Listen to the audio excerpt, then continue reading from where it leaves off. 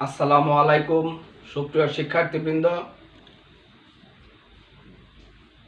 কেমন আছো তোমরা? নিশ্চয়ই ভালো আছো, আমিও ভালো আছি। অনলাইন স্কুল আল আমিন উচ্চ বিদ্যালয়ের পক্ষ থেকে তোমাদের সকলকে শুভেচ্ছা জানাচ্ছি। আমি মোহাম্মদ শাখাওয়াত ইসলাম, সিনিয়র শিক্ষক, আল আমিন উচ্চ বিদ্যালয়। আজ আমি দশম শ্রেণীর গণিত নিয়ে তোমাদের সামনে হাজির হয়েছি। আমরা আমাদের চলার পথে অনেক বস্তু দেখতে পাই।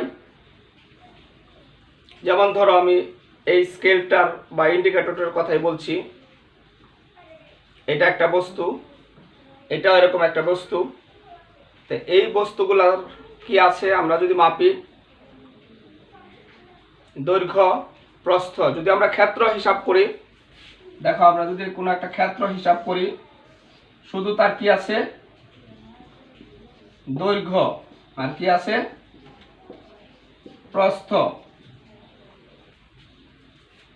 কিন্তু আমাদের বস্তুগুলোর কি আছে দৈর্ঘ্য, প্রস্থ এবং কি আছে উচ্চতা আছে। দেখো আমার হাতে তোমরা একটা বস্তু দেখতে পাচ্ছ। এই বস্তুটির কি আছে দৈর্ঘ্য, প্রস্থ এবং উচ্চতা। এই ধরনের বস্তুকে আমরা কি বলি বলো তো? ধন্যবাদ, তোমরা বুঝতে পেরেছ। কি বলি আমরা? ঘনবস্তু। তাহলে এই ধরনের বস্তুকে আমরা কি বলি? ঘনবস্তু। ঘনবস্তু। এই ঘনবস্তু, এখন এটা একটা ঘনবস্তু। এরকম আমার আশেপাশে অনেক কিছু ধরনের ঘনবস্তু আছে। এই ঘনবস্তুটা একটু আলাদা ধরনের বৈশিষ্ট্য। সেটা কি? দেখো, তার এই ঘনবস্তুটার একটু ব্যতিক্রমী একটা বৈশিষ্ট্য আছে। আমরা যদি খেয়াল করি, এটা এই ঘনবস্তুর 3 জোড়া সমান্তরাল বাহু আছে। 1 জোড়া,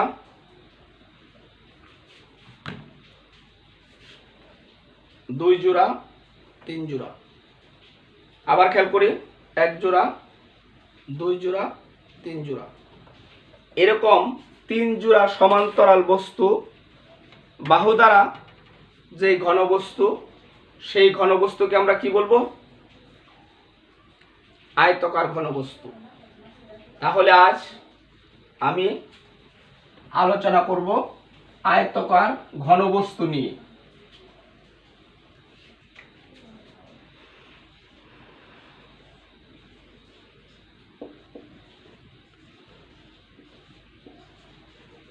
আয়তকার ঘন বস্তু। এই আয়তকার ঘনবস্তুর প্রথমে আমরা তার তলগুলা খেয়াল করি। কয়টি তল আছে? 1, হুবহু আরেকটি একই ধরনের 2,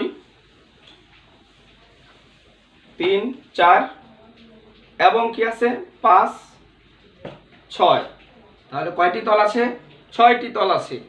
এখন আমরা দেখতে পেলাম একটা জিনিস, এই তল আর এই তল কি আছে হুবহু সমান। দেখো হুবহু সমান, অর্থাৎ তার 3 জোড়া তল আছে। 3 জোড়া তল আছে, 1 জোড়া 1 জোড়া 1 জোড়া, এভাবে কি প্রত্যেক জোড়া কি সমান, 1 জোড়া 1 জোড়া সমান। তাহলে তার 3 জোড়া তল আছে। আমরা এই ঘনবস্তুটির সমগ্র তলের ক্ষেত্রফল নির্ণয় করার চেষ্টা করব এবং সেই সাথে আমরা এই ঘনবস্তুর সমগ্র তলের ক্ষেত্রফলের সাথে সাথে আমরা এই ঘনবস্তুর কর্ণের সূত্রটাও লিখব। যদিও এটা এখন প্রমাণ করব না, লিখব। আর আমরা এই ঘনবস্তুর আয়তনের সূত্রটি লিখব।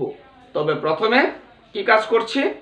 এই ঘনবস্তুটির, আয়তকার ঘনবস্তুর সমগ্র তলের ক্ষেত্রফল নির্ণয় করার সূত্রটি আমরা প্রতিপাদন করছি।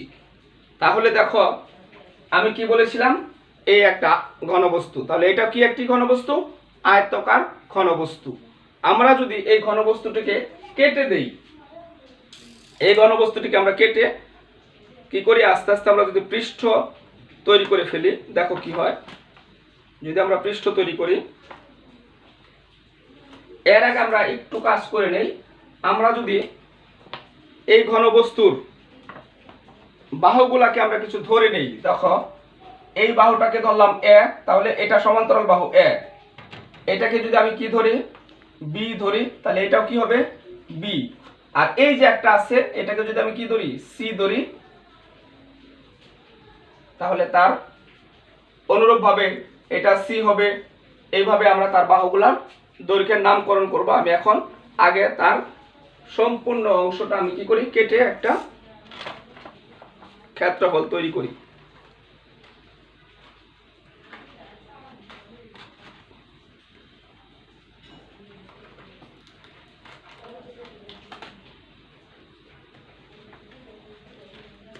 আমি তোমাদের সুবিধার জন্য, বুঝতে সুবিধার জন্য আমি নিজে কাগজ দিয়ে একটি ঘনবস্তু তৈরি করেছি, যাতে এর ক্ষেত্রফলটা সহজে আমরা বুঝতে পারি।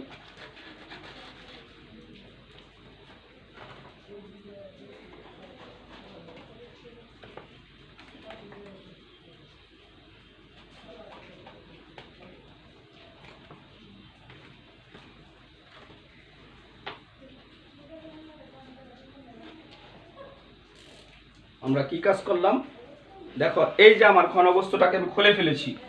এখন আমি যদি এভাবে লিখি, তাহলে আমার ঘনবস্তুগুলো কি দাঁড়ায় একটু দেখো। এটার বাহু যদি আমি একটা কি ধরি এ, এটা প্রস্থ যদি আমি কি ধরি বি, আর এটা আমার উচ্চতা আছে, তাহলে এটা যদি আমি কি ধরি সি। এখন দেখো এটা যদি এ হয়, তাহলে এ, তাহলে কি হয়ে গেল গা, এইটুকের ক্ষেত্রফল চলে আসলো কি। আমরা আস্তে আস্তে ক্ষেত্রফল নির্ণয় করা শুরু করি। এটা আমি কি ধরেছি, বি ধরেছি, তাহলে এই এ বি, এই প্রথমটার ক্ষেত্রফল পেয়ে গেলাম এ বি, ক্ষেত্রফল দৈর্ঘ্য গুণ প্রস্থ। দ্বিতীয়টার ক্ষেত্রফল কি হয়ে গেল গা, এ বি। এখন দেখো এটা কি আছে সি।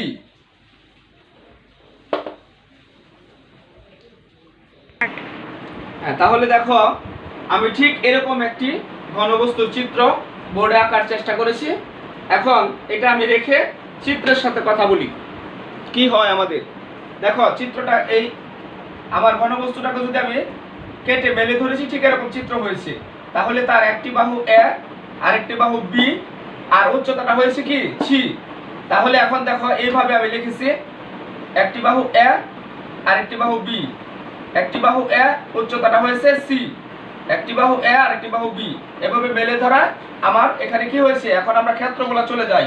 এখন প্রথমে এই ক্ষেত্র আর এই ক্ষেত্র কি দুটা একই ক্ষেত্র, তাহলে দুটার ক্ষেত্রফল কত হবে এসি। এই দুটার ক্ষেত্রফল কত হবে, এই দুটা হয়ে গেল কি এ বি, এ বি। আর এই দুটা কি হয়ে গেল গা, কি হয়ে যায় দেখো, ঠিক চিহ্ন দিয়ে চিহ্নিত করি বিসি। তাহলে আমি কি লিখতে পারি, এ বি কয়টা আছে, এ বি কয়টা আছে দুইটা, এ বি। বিসি কয়টা আছে, বিসি দুইটি, দুইটি বিসি আছে বিসি। তারপরে সি এ বাই এসি কয়টা আছে, এক দুই, প্লাস কি টু, আমি লিখি সি এ। এই হলো আমাদের ঘনবস্তুর সমগ্র পৃষ্ঠের ক্ষেত্রফল। এইভাবে আমরা এটাকে যদি আমি কি কাজ করি, টু কমন নেই, টু কমন নিলে কি থাকে A B plus BC plus কি সি এ। এখন আমি পেয়ে গেলাম একটা ঘনবস্তুর, একটি আয়তকার ঘনবস্তুর তিনটি ধার থাকে। প্রত্যেকটা ধারকে আমি কি ধরেছি এ, একটি ধারকে এ, একটি ধারকে বি, একটি ধারকে সি। তারপরে আমি ঘনবস্তুটা খুলে, আমি এরকম একটা ঘনবস্তুটা খুলে এটা পেয়ে গেছি। এখন এটা আমি পেয়ে গেছি, এইটাকে আমি কি করেছি এইভাবে এ বি সি তার ধারগুলো নিয়ে আমি ঘনবস্তুর সমগ্র তলের ক্ষেত্রফলের একটি সূত্র পেয়ে গেছি। সূত্রটি কি, 2 into AB plus BC plus CA. আমরা এই কথাটা চিত্রটা মুছে দেই এবং এই কথাটা আমি এখন লেখা কি লিখবো, সূত্রটা লিখে নিব। ঘনবস্তু তার আয়তকার ঘনবস্তু,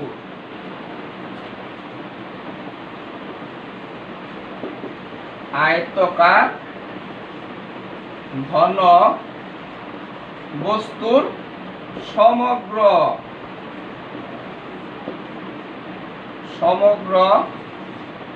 সমগ্র তলের ক্ষেত্রফল কি পেয়ে গেলাম, 2 ইন্টু এবি প্লাস বিসি। এখন এই ঘনবস্তুর আয়তন কি হবে, ঘনবস্তুর আয়তন হবে তার কি দৈর্ঘ্য প্রস্থ গুণ উচ্চতা। তাহলে আমি তার তিনটা ধারকে কি ধরেছিলাম, আমরা যদি এই ঘনবস্তুটা এখানে আমি ঘনবস্তুটা একটু আঁকার চেষ্টা করি, দেখো অঙ্কন করলে আবার বুঝতে পারবা।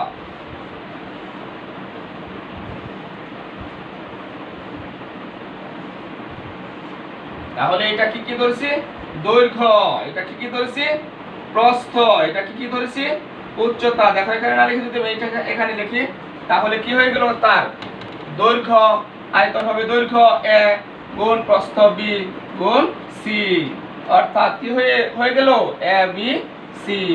তাহলে আমরা কি পেয়ে গেলাম, ঘনবস্তুর আয়তন দৈর্ঘ্য গুণ প্রস্থ গুণ উচ্চতা, অর্থাৎ ঘনবস্তুর আয়তন হবে কি এ বি সি, যে ঘনবস্তুর তিনটি ধার এ বি সি। এখন আমরা এইভাবে এই ঘনবস্তুর কর্ণের দৈর্ঘ্য আমরা কি করতে পারি, নির্ণয় করতে পারি। কর্ণ কোনটা হবে, এই কোণা থেকে এই কর্ণ পর্যন্ত হবে। আমি আজকে শুধু কর্ণের সূত্রটা লিখে দিব, অন্য একদিন কর্ণের সূত্র প্রতিপাদন করব। তাহলে কর্ণের সূত্রটা আমরা কি লিখতে পারি, কর্ণ রুট কি ধারগুলোর বর্গের যোগফল B square plus C square. এই হলো আমাদের আয়তকার ঘনবস্তুর সমগ্র পৃষ্ঠের ক্ষেত্রফল, আয়তকার ঘনবস্তুর আয়তন এবং তার কর্ণের দৈর্ঘ্য। এখন আমরা এটা দিয়ে অঙ্ক করার সমস্যার সমাধান করার চেষ্টা করব। আমরা এখন যে সূত্র প্রতিপাদন করলাম সেই সূত্র অনুযায়ী আমরা একটি সমস্যার সমাধান করার চেষ্টা করি। সমস্যাটি হলো 16.4 অনুশীলনের 8 নম্বর অঙ্ক। একটি আয়তাকার ঘনবস্তুর দৈর্ঘ্য 16 মিটার, প্রস্থ 12 মিটার, উচ্চতা 4.5 মিটার হলে এর পৃষ্ঠতলের অর্থাৎ সমগ্র পৃষ্ঠের ক্ষেত্রফল, কর্ণের দৈর্ঘ্য ও আয়তন নির্ণয় করো। তাহলে আমরা কি সূত্র শিখেছি, ঘনবস্তু দেওয়া আছে কি, দেওয়া আছে ঘনবস্তু কি, এটা দৈর্ঘ্য আমি যদি ধরি দৈর্ঘ্য কত 16 মিটার, প্রস্থ বি কত 12 মিটার, উচ্চতা সি কত 4.5 মিটার। আমরা কি জানি, পৃষ্ঠতলের ক্ষেত্রফল, সুতরাং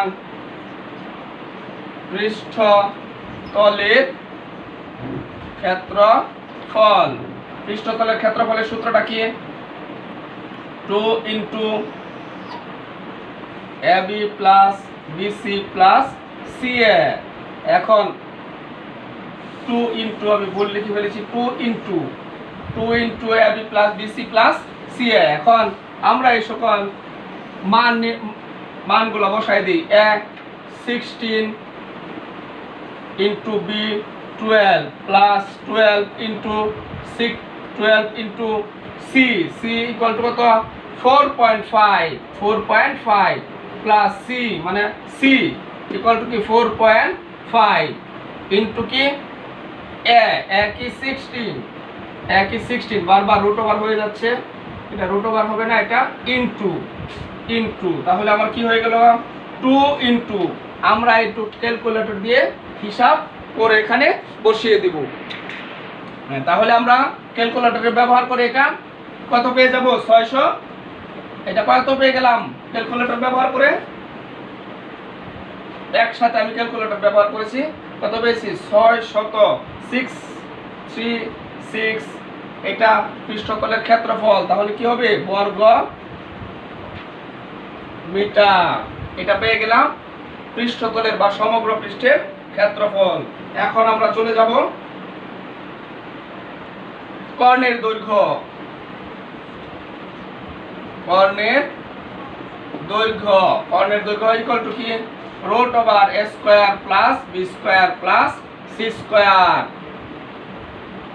আমরা এখন লিখে ফেলি a 16² + b 12² + c 4.5²। এটাও আমরা ক্যালকুলেটর ব্যবহার করে হিসাবটা করে ফেলবো। তাহলে আমরা এটা কত পেয়ে গেলাম 20.20.5, এটা কর্ণের দৈর্ঘ্য, সুতরাং এটা কি হবে মিটার। এখন আমরা চলে যাই তার আয়তন নির্ণয়। আয়তনের সূত্রটা কি আমরা শিখেছি, আয়তন দৈর্ঘ্য গুণ প্রস্থ গুণ উচ্চতা। আমরা আয়তন আমরা শিখেছিলাম দৈর্ঘ্য গুণ প্রস্থ গুণ কি উচ্চতা।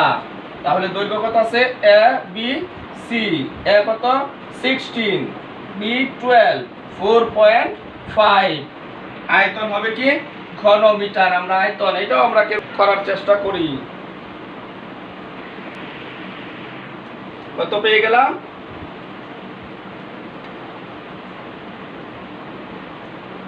16 × 12 কত 864 ঘন মিটার।